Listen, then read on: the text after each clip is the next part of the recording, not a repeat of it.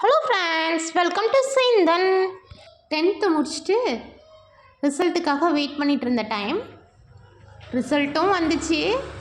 மேக்ஸில் மட்டும் 89 இல்லைனா ஒரு சம்திங் 88 இருக்கும்னு நினைக்கிறேன். எக்ஸாக்டாக இப்போ ஞாபகம் இல்லை. மற்ற சப்ஜெக்டில் எல்லாம் பிலோ 80 தான். ஸோ கெஸ் பண்ணிக்கோங்க நீங்களே அப்ராக்சிமேட்டாக. எங்கள் ஃபேமிலியிலேயே ரொம்ப அறிவாளியான ஒரு சித்தப்பா உண்டு. அந்த சித்தப்பா கிட்டே போயிட்டு எங்கள் அப்பா மார்க்கு சொல்லி என்ன குரூப் எடுக்கலான்னு ஐடியா கேட்டுவாமா அப்படின்னு சொல்லி சென்ட் பண்ணி விட்டாங்க. நானும் ஓடோடி போய் எங்கள் தாத்தா வீட்டில் போயிட்டு, சித்தப்பா நான் இந்த மார்க் வாங்கியிருக்கிறேன், நீங்கள் என்ன குரூப் எடுக்க சொல்கிறீங்க அப்படின்னு கேட்டேன். அந்த சித்தப்பா என்னன்னா சிம்பிளாக உனக்கு பிடிச்சதை எடுத்துக்கோமா அப்படின்னு சொல்லிட்டாங்க. இந்த குரூப் எடுத்தால் இது ஆகலாம், அந்த குரூப் எடுத்தால் இந்த மாதிரி அப்படின்னு எந்த ஒரு கைடன்ஸுமே கொடுக்கல. சரி ஓகே பரவாயில்ல அப்படி சொல்லிட்டு நானும் வந்துட்டேன். நானும் எங்கள் அப்பாவும் ஸ்கூலில் போயிட்டு, அந்த ஸ்கூல்லேயே ஒரு 2 குரூப் தான் உண்டு, maths biology and maths computer.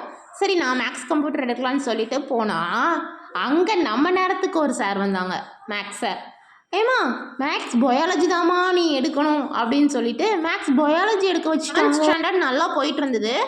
இடையில எனக்கு கொஞ்சம் ஹெல்த் இஷ்யூஸ் வந்ததுனால ஒரு 2 months ஸ்கூலுக்கு போக முடியல. இதெல்லாம் எதுக்கு ஏன்பா சொல்லிட்டு இருக்கேன் அப்படின்னு நீங்கள் கேட்கலாம். நெக்ஸ்ட் வீடியோவில் இதை நான் கண்டினியூ பண்ணுறேன். Okay tata by.